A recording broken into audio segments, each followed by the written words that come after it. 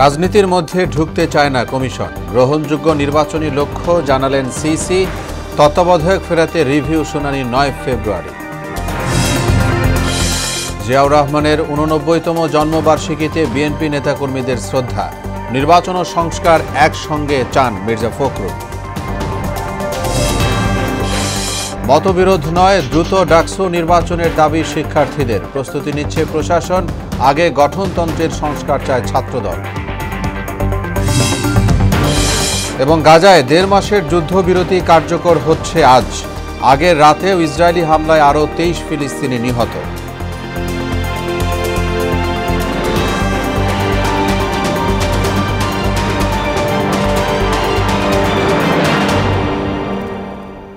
আসসালামু আলাইকুম। আমন্ত্রণ মোহনা সংবাদে। এতক্ষণ শুনছিলেন শিরোনাম, সঙ্গে আছি মোহাম্মদ ওয়ালিউল্লাহ। এবার বিস্তারিত। রাজনীতির মধ্যে ঢুকতে চায় না নির্বাচন কমিশন। আইন কানুন বিধি বিধানের মধ্যে থাকতে চায়। অবাধ, সুষ্ঠু ও নিরপেক্ষ নির্বাচন অনুষ্ঠানই ইসির প্রধান কাজ বলে জানিয়েছেন প্রধান নির্বাচন কমিশনার নাসির উদ্দিন। তিনি আরও বলেন, এমন একটি মাঠ তৈরি করতে চান তারা, যেখানে সব প্লেয়ার অবাধে খেলতে পারে। সকালে নির্বাচন ভবনে ভোটার তালিকা হালনাগাদের সরঞ্জাম হস্তান্তর অনুষ্ঠানে সিসি এসব কথা বলেন। বিস্তারিত জানাচ্ছেন এমআর আসাদ। জানুয়ারির 20 তারিখ থেকে শুরু হতে যাচ্ছে ভোটার তালিকা হালনাগাদ কার্যক্রম। রোববার সকালে নির্বাচন ভবনে তালিকা হালনাগাদ সরঞ্জাম হস্তান্তর অনুষ্ঠানে উপস্থিত ছিলেন সিসি ও নির্বাচন কমিশনাররা ছাড়াও ইউএনডিপির প্রতিনিধিরা। সরকারের দেয়া নির্বাচনের সময় অনুসারেই কমিশন সব প্রস্তুতি নিচ্ছে বলে জানান সিইসি নাসির উদ্দিন। মাননীয় প্রধান উপদেষ্টার ঘোষিত যে টাইম ফ্রেম, ওটাকে মাথায় রেখে আমরা কাজ করছি। আমরা চাই যে একদম স্ট্রেট, যাতে সবাই একটা ফ্রি ফেয়ার গেম আমরা উপহার দিতে চাই। সব players can play freely under the rules of the game. That is the environment we want to create, আর অন্য কিছু না। সাংবাদিকদের প্রশ্নের জবাবে বলেন, ভোটার তালিকা নিয়ে তৈরি হওয়া সংশয় দূর করতে কাজ করবে কমিশন। আমরা সন্দেহ দূর করার জন্য তো এই কাজ করতেছি। এত লোক নামাচ্ছে, মাঠে নামাচ্ছে। এখন আর আমরা তো নিশ্চয়ই আমরা আশাবাদী যে এটা সব ধরনের সন্দেহ দূর হবে ইনশাল্লাহ। 65,000 লোক কাজ করবে বিভিন্ন লেভেলে। তার মানে আমরা এটা huge programme, we have undertaken a huge programme, যাতে কুইকলি এই কাজটা আমরা within the time, specified time আমরা শেষ করতে পারি। রাজনৈতিক ইস্যুতে কমিশন কোনো মন্তব্য করবে না বলেও জানান সিইসি। রাজনৈতিক বক্তব্য মধ্যে আমরা ঢুকতে চাই না। এমআর আসাদ, মোহনা সংবাদ, ঢাকা। তত্ত্বাবধায়ক সরকার ব্যবস্থা প্রবর্তন করে আনা সংবিধানের 13 সংশোধনী বাতিলের রায় পুনর্বিবেচনা বা রিভিউ চেয়ে করা আবেদন শুনানির দিন পিছিয়ে আগামী 9 ফেব্রুয়ারি ধার্য করেছেন আপিল বিভাগ। রোববার বিচারপতি মোহাম্মদ আশফাকুল ইসলামের নেতৃত্বে 4 বিচারপতির আপিল বেঞ্চ এই আদেশ দেন। গত 1 ডিসেম্বর প্রধান বিচারপতি ডক্টর সৈয়দ রেফাত আহমেদের নেতৃত্বাধীন আপিল বিভাগ এই রিভিউটি আজ শুনানির জন্য ধার্য করেন। তত্ত্বাবধায়ক সরকার ব্যবস্থা বাতিল সংক্রান্ত সংবিধানের 13 সংশোধনী বাতিলের রায়ের বিরুদ্ধে 16 অক্টোবর রিভিউ আবেদন করেন বিএনপির মহাসচিব মির্জা ফখরুল ইসলাম আলমগীর। শহীদ প্রেসিডেন্ট জিয়াউর রহমান একদলীয় শাসন ব্যবস্থা থেকে বহুদলীয় গণতন্ত্র প্রবর্তন করেছিলেন বলে মন্তব্য করেছেন বিএনপি মহাসচিব মির্জা ফখরুল ইসলাম আলমগীর। জিয়াউর রহমানের 89তম জন্মবার্ষিকী উপলক্ষে সমাধিতে শ্রদ্ধা নিবেদন শেষে তিনি একথা বলেন। এ সময় সাংবাদিকদের প্রশ্নের জবাবে বিএনপি মহাসচিব বলেন, সংস্কার এবং নির্বাচন একসঙ্গে চলতে পারে, আর নির্বাচিত সরকার এলেই সংস্কারের কাজ গতিশীল হবে বলেও মনে করেন তিনি। সব রাজনৈতিক দলের ঐক্যমত্যের ভিত্তিতে দেশে আগামী দিনে বিএনপি জনগণের সরকার প্রতিষ্ঠিত করবে বলেও জানান মির্জা ফখরুল। আমরা গণতন্ত্রে ফিরে যেতে পারি, সেই ব্যবস্থাটা কায়েম হবে। নির্বাচন হবে এবং যে সরকার আসবে, যে দল সরকারে আসবে, তারা সেই সংস্কারগুলোকে এগিয়ে নিয়ে যাবে। আমরা আমাদের দলের পক্ষ থেকে আমরা পরিষ্কার করে বলতে পারি যে আমরা প্রতিটি সংস্কারকে এগিয়ে নিয়ে যাব। আর কোনো মতবিরোধ নয়, দ্রুত সময়ের মধ্যে ঢাকা বিশ্ববিদ্যালয় ছাত্র সংসদ ডাকসু নির্বাচনের দাবি জানিয়েছেন শিক্ষার্থীরা। এতে সায় জানিয়ে বিশ্ববিদ্যালয় কর্তৃপক্ষও হাঁটছে নির্বাচনের পথে। তবে বিএনপির সহযোগী সংগঠন ছাত্রদল বলছে, নির্বাচনের আগে ডাকসুর গঠনতন্ত্রে প্রয়োজনীয় সংস্কার জরুরি। ছাত্র সংগঠন নির্বাচন নিয়ে মাহবুব হাসান রিপনের 5 পর্ব ধারাবাহিকের প্রথম কিস্তি আজ। ছাত্র সংহতির প্রেক্ষাপটে ঢাকা বিশ্ববিদ্যালয় কেন্দ্রীয় ছাত্র সংসদ ডাকসু অতি গুরুত্বপূর্ণ একটি সংগঠন। দীর্ঘ ২৮ বছর পর ২০১৯ সালে ডাকসু নির্বাচন হলেও সে ধারাবাহিকতা আর বজায় থাকেনি। গেল ৫ আগস্ট শেখ হাসিনা সরকারের পতনের পর এখন দাবি উঠেছে নতুন নির্বাচনের। তবে তার আগে নতুন পরিবেশে ডাকসুর গঠনতন্ত্রে প্রয়োজনীয় সংস্কার দেখতে চান শিক্ষার্থীরা। বিভিন্ন পর্যায়ে একটা সংস্কার, গঠনতন্ত্র সবকিছু মিলায়ে একটি পরিস্থিতি আমার মনে হয় না খুব তীব্রভাবে ডাকসুর জন্য অনুকূল। ছাত্রদের যে জন আকাঙ্ক্ষা আছে, সে আকাঙ্ক্ষা বোঝার যে একটা ক্যাপাসিটি, তাদের যে একটি ধরনের মানুষকে বোঝার যে একটি ক্ষমতা, সেটা যেন তৈরি হয়, এই প্রত্যাশা আমরা রাখি। শিক্ষার্থী নির্বাচন হচ্ছে, শিক্ষার্থীর কথাকেই যেন আমরা গুরুত্ব দিই, অন্য কোনো থার্ড পার্টি যাতে না আসে। নির্বাচিত ডাকসুর মধ্য দিয়ে ঢাকা বিশ্ববিদ্যালয়ের সাধারণ শিক্ষার্থীদের কথাটা যেন তাদের মধ্য দিয়ে ফুটে ওঠে আর কি। বর্তমানে বিশ্ববিদ্যালয় ডাকসুর থেকে আরো অনেক গুরুত্বপূর্ণ দিক আছে যেখানে আগে সংস্কার দরকার। সংস্কারের পাশাপাশি একটু সময় নিতে চাই বিএনপির সহযোগী সংগঠন ছাত্রদল। তাদের যুক্তি, আওয়ামী সরকারের ১৬ বছরের শাসনামলে ক্যাম্পাসে ছাত্র রাজনীতি করতে না পারায় সাধারণ শিক্ষার্থীদের সঙ্গে দূরত্ব সৃষ্টি হয়েছে। যখন একটা লেভেল প্লেইং ফিল্ড হবে, যখন স্বাভাবিক কার্যক্রমে সবাই থাকবে, তখন আসলে ডাকসু ইলেকশনটা দিলে সেটা সবার জন্য আমার কাছে মনে হয় যে এটা একটা ভালো অপরচুনিটি হবে। তবে বৈষম্য বিরোধী ছাত্র আন্দোলন এবং ছাত্র শিবির চাইছে দ্রুত সময়ের মধ্যে ডাকসু নির্বাচনের ব্যবস্থা করা হোক। বিশ্ববিদ্যালয় প্রশাসন চাইলে ২-৪টা মিটিং কল করে শেষ করতে পারে। আমরা আহ্বান জানাবো বিশ্ববিদ্যালয় প্রশাসনের প্রতি, এই সংস্কারটুকু যাতে জানুয়ারির ভিতরে শেষ করে ফেব্রুয়ারির ভিতরে ডাকসুটা দেয়। স্বতঃস্ফূর্ত অংশগ্রহণের মধ্যে দিয়ে একটা ডাকসু হবে, যেখানে শিক্ষার্থীদের ম্যান্ডেট নিয়ে যারা কাজ করবে, শিক্ষার্থীদের রাইটস নিয়ে যারা ভয়েস রেইজ করবে এবং তাদের এক্সিকিউশন প্ল্যানটা হচ্ছে শিক্ষার্থী বান্ধব হবে। এদিকে দ্রুত ডাকসু চাই, এর ওপর সামাজিক যোগাযোগ মাধ্যমে একটি জরিপের আয়োজন করে ঢাকা বিশ্ববিদ্যালয় শিক্ষার্থী সংসদ ২ নামে একটি সংগঠন, যেখানে দেখা যায় মোট ৮৩% শিক্ষার্থী দ্রুত সময়ের মধ্যে ডাকসু নির্বাচনের পক্ষে ভোট দিয়েছেন। গঠনতন্ত্র সংস্কার ও দ্রুত নির্বাচনের দাবিকে আমলে নিয়ে ইতোমধ্যে কাজ শুরু করেছে বিশ্ববিদ্যালয় প্রশাসন। ডাকসুর গঠনতন্ত্র সংস্কারের জন্য আমরা একটা কমিটি করেছি, headed by dean of law faculty. ঠিক আছে, তো সেই কমিটি আমরা ৮ তারিখ পর্যন্ত সময় দিয়েছিলাম। সকল ছাত্র সংগঠন এবং সাধারণ শিক্ষার্থীদের জন্য আমরা ওয়েবসাইটে দিয়ে দিয়েছি। শিক্ষার্থীদের একটা মতামত ছিল যে ফেব্রুয়ারির মধ্যে করার জন্য। আমরা চাই ডাকসু নির্বাচনটা মোটা দাগে এটা অন্তর্ভুক্তিমূলক হোক। নিজেদের অধিকার রক্ষায় ডাকসু নির্বাচন এখন সময়ের দাবি বলে মনে করেন শিক্ষার্থীরা। বাংলাদেশের মিনি পার্লামেন্ট বলা হয়ে থাকে ডাকসুকে। শিক্ষার্থীদের দাবি ফেব্রুয়ারির মধ্যেই ডাকসু নির্বাচন আয়োজন করা হোক। শিক্ষার্থীদের এই দাবিকে সমর্থন জানাচ্ছেন প্রশাসনও। তারাও শিক্ষার্থীদের দাবির সঙ্গে তাল মিলিয়ে ফেব্রুয়ারির মধ্যে ডাকসু নির্বাচন আয়োজনের ক্ষেত্রে প্রয়োজনীয় প্রস্তুতি গ্রহণ করছেন। মাহবুব হাসান রিপন, মোহনা সংবাদ, ঢাকা। দেশের অন্যতম বড় চালের মোকাম কুষ্টিয়ার খাজানগরে ভরা মৌসুমেও নতুন করে চালের দাম বেড়ে যাওয়ায় মিশ্র প্রতিক্রিয়া দেখা গেছে খুচরা বিক্রেতাদের মাঝে। তাদের অভিযোগ, বরাবরের মতো ধানের দাম বৃদ্ধির অজুহাতে চালের দাম বাড়িয়েছেন মিল মালিকরা। মিলন খন্দকারের প্রতিবেদন, জানাচ্ছেন বুসরাত জাহান। কুষ্টিয়ার খাজানগর বৃহৎ চালের মোকামেও চালের বাজার ঊর্ধ্বগতি। মিনিকেট, নাজিরশাইল, জিরাশাইল, কাজললতা সহ সব ধরনের চালই কিনতে হচ্ছে বেশি দামে। কোনো যৌক্তিক কারণ ছাড়াই সম্প্রতি প্রায় সব ধরনের চালের বাজার কেজিতে ৭ থেকে ৮ টাকা করে বেড়েছে। এতে অস্বস্তিতে ভোক্তারা। এই ধানের ভরা মৌসুমের পরেও চাউলের দাম বেড়েছে, এটা আসলে একটা প্রশ্নবিদ্ধ। যে 500 টাকা আয় করি, এই টাকাতে তো 2-3 কেজি চাল কিনতে গেলেই আর হচ্ছে না। ফ্যামিলি চালাতে খুব কষ্ট হয়ে যায়। 1 কেজি চাল কিনতেই যদি এত টাকা শেষ হয়ে যায়। শুধুমাত্র চাউলটা কেন আমাদেরকে এত দামে কিনে খেতে হবে? আমরা এই যে কুষ্টিয়ার বাসিন্দা, কুষ্টিয়াতে চাউলের উৎপাদন হয়, এখানে এত অটো রাইস মিল, কিন্তু আমরা কিনতে পাচ্ছি না। ধানের দাম বৃদ্ধিতে বেড়েছে চালের দাম। মিল মালিকদের এমন কথায় মিশ্র প্রতিক্রিয়া দেখা গেছে খুচরা বিক্রেতাদের মধ্যে। মিল রেট থেকেই চালের দামটা আমদানির সাথে সমতা রেখে বাড়াই দেওয়া হলো।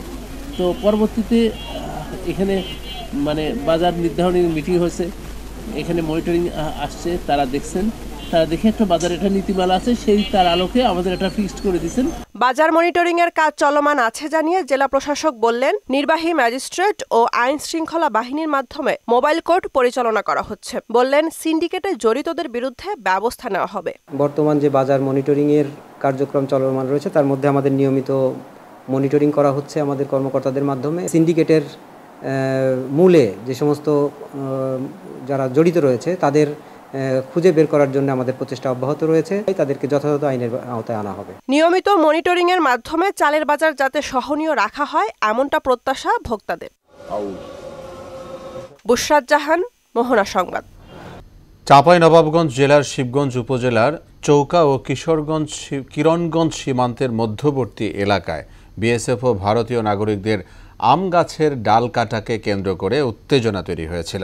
বুধবার বিকেলে বিজিবি ও বিএসএফ এর পতাকা বৈঠকে এই ঘটনায় দুঃখ প্রকাশ করেছে ভারতীয় সীমান্তরক্ষী বাহিনী বিএসএফ। বৈঠকের পর থেকে সীমান্ত এলাকার পরিস্থিতি স্বাভাবিক রয়েছে, তবে বিজিবির নিয়মিত টল বহাল রাখা হয়েছে। শীতের দাপটে কাঁপছে দেশ। ঘন কুয়াশায় ঢাকা থাকছে দিনের বেশিরভাগ সময়। পঞ্চগড়ে আজ সর্বনিম্ন তাপমাত্রা রেকর্ড করা হয়েছে 7.9 ডিগ্রি সেলসিয়াস। উত্তরের হিমেল হাওয়া ও ঘন কুয়াশায় জুবুথুবু জনজীবন। শীতের তীব্রতার কারণে বিপাকে পড়েছে নিম্ন আয়ের মানুষ। অনেকেই আগুন জ্বালিয়ে শীত নিবারণের চেষ্টা করছে। হেডলাইট জ্বালিয়ে চলাচল করছে যানবাহন। এদিকে ঠান্ডাজনিত রোগের কারণে হাসপাতালগুলোতে বাড়ছে রোগীর সংখ্যা। সিরাজগঞ্জের বিভিন্ন উপজেলায় মধু সংগ্রহে ব্যস্ত সময় পার করছেন মৌচাষিরা। মধু সংগ্রহে সরিষা ক্ষেতে বসানো হয়েছে বাক্স। সংশ্লিষ্টরা বলছেন, সরাসরি মাঠ পর্যায়ে কোম্পানিগুলো মধু সংগ্রহ করলে চাষিরা আরও লাভবান হতেন। সোহেল রানার প্রতিবেদন, জানাচ্ছেন শারমিন স্বর্ণা। সিরাজগঞ্জের চলনবিল সহ বিভিন্ন উপজেলার মাঠে এখন হলুদ ফুলের সমারোহ। এসব ক্ষেতে 20,000-এর অধিক মৌবাক্স স্থাপন করে সংগ্রহ করা হচ্ছে মধু। এখানে কাজ করছে প্রায় 250 শতাধিক চাষি। চাষিরা প্রতি সপ্তাহে একবার বাক্সগুলো থেকে বিশেষ পদ্ধতিতে মধু সংগ্রহ করছেন। মৌমাছি মধু সংগ্রহ করায় ফুলে পরাগায়ন হয়ে বাড়ছে সরিষার ফলনও। আমরা মৌমাছি প্রদর্শন করি, প্রতিটা বক্সে কি কাজ করা লাগে। আমাদের এখানে কাজ করি হলে আমাদের লোকজন ফ্রেম নিয়ে এসে দেয়, আমি সিল কেটে নিয়ে এসে মেশিনে দিয়ে হারভেস্ট করে এটা মধু সংগ্রহ করি। শস্য লাভজনক, অল্প খরচে চাষ ভালো হয়। সিন্ডিকেট ভেঙে নির্ধারিত দাম এবং আধুনিক মৌবাক্স বিতরণ, মধু সংরক্ষণে প্লান্ট স্থাপন সহ কোম্পানিগুলো সরাসরি মধু সংগ্রহ করলে চাষিরা আরও লাভবান হবেন। সরিষার মৌসুম থেকে আমাদের মধু ঋতু শুরু হয়। সরিষার ফুল ফোটার সঙ্গে সঙ্গে আমরা মৌ কলোনিগুলো মাঠে নিয়ে এসে প্রতিস্থাপন করি এবং তার পরিচর্যা করি। বিদেশে থেকে কিছু প্রশিক্ষক নিয়ে এসে আমাদের বেকার যুবকদের, শিক্ষিত যুবকদের যদি মনে হয় যে ট্রেনিং করায় এই শিল্পের ভিতরে নামায়, তাহলে চাকরির পিছনে দৌড়ে লাগবে না, আর তারাও লাভবান হবে, কৃষক লাভবান হবে, দেশ লাভবান হবে। সিরাজগঞ্জে সবচেয়ে বেশি সরিষা চাষ হচ্ছে জানিয়ে কৃষি কর্মকর্তা বলেন, চলতি বছর জেলায় প্রায় 88,000 হেক্টর জমিতে সরিষা চাষ হয়েছে। প্রায় 250 জনের মতো মোবাইল আছে যারা বিভিন্ন সরিষা মাঠে তারা মধুর বাক্স বাসায় মধু আহরণ করে থাকে। আমাদের এবার 382 মেট্রিক টন মধু আহরণের চাহিদা ছিল, তাতে আশা করছি আমাদের প্রায় 11.5 কোটি টাকার মধু উৎপাদন হবে। এবছর সিরাজগঞ্জে 382 মেট্রিক টন মধু সংগ্রহের লক্ষ্যমাত্রা নির্ধারণ করা হয়েছে। শারমিন স্বর্ণা, মোহনা সংবাদ। মোহনা টেলিভিশনের শেরপুর জেলা প্রতিনিধি প্রয়াত সাংবাদিক রেজল করিমের পরিবারের পাশে দাঁড়িয়েছে মোহনা পরিবার। শ্রীবর্দীতে গ্রামের বাড়িতে কবর জিয়ারতের পর আয়োজন করা হয় মিলাদ মাহফিলের। এরপর রেজলের পরিবারের সদস্যদের হাতে তুলে দেওয়া হয় আর্থিক সহায়তা। গণমানুষের টেলিভিশন হিসেবে মোহনা এই ধরনের উদ্যোগ অব্যাহত রাখবে এমন প্রত্যাশা সবার। ময়নুল হোসেন প্লাবনের প্রতিবেদন, জানাচ্ছেন আফরিন পপি। গত 17 নভেম্বর হৃদরোগে আক্রান্ত হয়ে মারা যায় মোহনা টেলিভিশনের শেরপুর জেলা প্রতিনিধি সাংবাদিক রেজাউল করিম। তার আকস্মিক মৃত্যুতে দিশেহারা হয়ে পড়েছেন তার স্ত্রী ও সন্তানেরা। এ অবস্থায় তার পরিবারের পাশে দাঁড়িয়েছে মোহনা পরিবার। বৃহস্পতিবার বিকেলে রেজাউল করিমের স্মরণে তার গ্রামের বাড়িতে মিলাদ মাহফিল ও কবর জিয়ারত অনুষ্ঠিত হয়।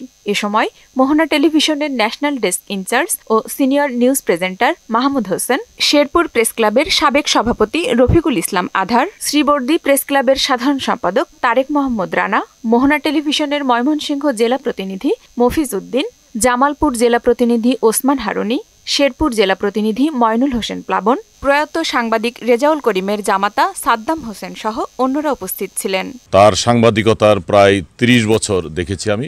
অত্যন্ত দায়িত্বশীলতার সাথে তিনি দায়িত্ব পালন করতেন। ভালো লোক ছিল, তার জন্য আমরা সবাই দোয়া করি।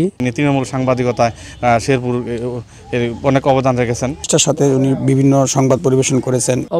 অবশ্যই সবার কাছে আমি কৃতজ্ঞতা প্রকাশ করছি। পরে রেজাউল করিমের স্ত্রী ও সন্তানের হাতে মোহনা টেলিভিশনের পক্ষ থেকে নগদ 2 লাখ টাকার আর্থিক অনুদান তুলে দেওয়া হয়।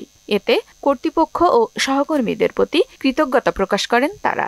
জামাই অনেকদিন থেকে মোহনা টেলিভিশনে কাজ করে আসছে, এখন তিনি ইন্তেকাল করছেন। এখন আমাদের ফ্যামিলিটা অসহায়।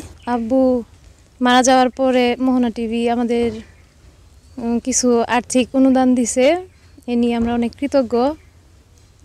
আশা করি মোহনা টিভি সবসময় আমাদের পাশে থাকবে।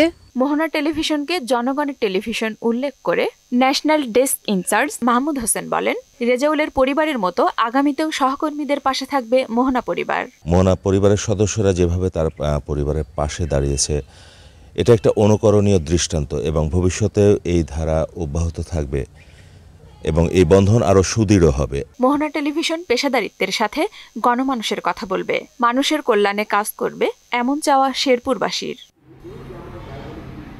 আফরিন পপি, মোহনা সংবাদ। আবারও দেশের বাইরের খবর। নাইজেরিয়ায় একটি জ্বালানি ট্যাঙ্কার বিস্ফোরণে ৭৭ জন নিহত হয়েছেন। রাস্তায় ছড়িয়ে পড়া জ্বালানি সংগ্রহের সময় ট্যাঙ্কারটি বিস্ফোরিত হলে হতাহতদের এ ঘটনা ঘটে। এদিকে উত্তর আটলান্টিক সাগরে অভিবাসন প্রত্যাশীদের বহনকারী একটি নৌকা ডুবে অন্তত ৫০ জনের মৃত্যুর আশঙ্কা করা হচ্ছে। অন্যদিকে ৪৭তম প্রেসিডেন্ট হিসেবে শপথের আগে ওয়াশিংটনে ট্রাম্প বিরোধী বিক্ষোভ করেছে কয়েক হাজার মার্কিনী। ইশতিয়াক হোসেনের ডেস্ক রিপোর্ট। পশ্চিম আফ্রিকার দেশ নাইজেরিয়ায় জ্বালানিবাহী ট্যাঙ্কার রাস্তায় উল্টে গেলে সেখানে জ্বালানি সংগ্রহে জড়ো হন স্থানীয় বাসিন্দারা। এই সময় ট্যাঙ্কারটি বিস্ফোরিত হলে নিহত হন ৭৭ জন, আর আহতের সংখ্যা দাঁড়ায় ২৫ জনে। আহতদের স্থানীয় হাসপাতালে ভর্তি করা হয়েছে বলে জানিয়েছে বিবিসি। এদিকে উত্তর আটলান্টিক সাগরে অভিবাসন প্রত্যাশীদের বহনকারী একটি নৌকা ডুবে অন্তত ৫০ জনের মৃত্যুর আশঙ্কা করা হচ্ছে। ৮৬ যাত্রী নিয়ে আফ্রিকার দেশ মৌরিতানিয়া থেকে নৌকায় করে স্পেনে যাচ্ছিলেন বলে জানিয়েছে বেসরকারি সংস্থা ওয়ার্কিং বর্ডার্স। এরই মধ্যে বুধবার ৩৬ জনকে উদ্ধার করেছেন মরক্কোর সমুদ্ররক্ষীরা। অন্যদিকে প্রেসিডেন্ট হিসেবে ডোনাল্ড ট্রাম্প শপথ নেওয়ার আগে যুক্তরাষ্ট্রের রাজধানী ওয়াশিংটনের রাস্তায় বিক্ষোভ করেছেন কয়েক হাজার মার্কিনী, যাদের বেশিরভাগই নারী।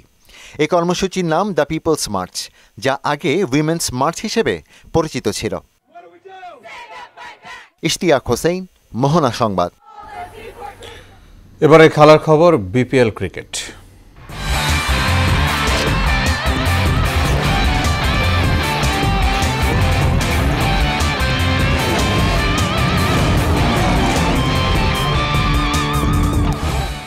বিপিএলে চট্টগ্রাম পর্বে একদিন বিরতির পর আজ মাঠে গড়াচ্ছে খেলা। জহুর আহমেদ চৌধুরী স্টেডিয়ামে দিনের প্রথম ম্যাচে আর কিছুক্ষণের মধ্যে প্রথমবারের মতো মাঠে লড়াইয়ে নামছে ফরচুন বরিশাল ও চিটাগং কিংস। চলতি টুর্নামেন্টে দুদল এ পর্যন্ত সমান ৬ বার খেলে ৪ জয় ও ২ বার হেরে ৮ পয়েন্ট পেয়েছে। তবে রান রেটে এগিয়ে থাকায় বরিশাল পয়েন্ট টেবিলে ২ এবং চিটাগং রয়েছে ৩ নম্বরে। একই মাঠে দিনের দ্বিতীয় ম্যাচে সন্ধ্যা ৬:৩০ মাঠে নামবে দুর্বার রাজশাহী ও খুলনা টাইগার্স। এ ছিল এখনকার মতো সংবাদ। শেষ করব তার আগে শিরোনামগুলো জানাবো আরও একবার।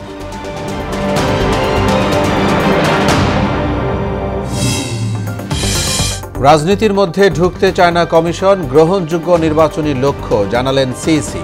তত্ত্বাবধায়ক ফেরাতে রিভিউ শুনানি ৯ ফেব্রুয়ারি। জিয়াউর রহমানের ৮৯তম জন্মবার্ষিকীতে বিএনপি নেতাকর্মীদের শ্রদ্ধা, নির্বাচন ও সংস্কার একসঙ্গে চান মির্জা ফখরুল। মতবিরোধ নয়, দ্রুত ডাকসু নির্বাচনের দাবি শিক্ষার্থীদের। প্রস্তুতি নিচ্ছে প্রশাসন, আগে গঠনতন্ত্রের সংস্কার চায় ছাত্রদল। এবং গাজায় 1.5 মাসের যুদ্ধবিরতি কার্যকর হচ্ছে আজ। আগের রাতেও ইসরায়েলি হামলায় আরও 23 ফিলিস্তিনি নিহত।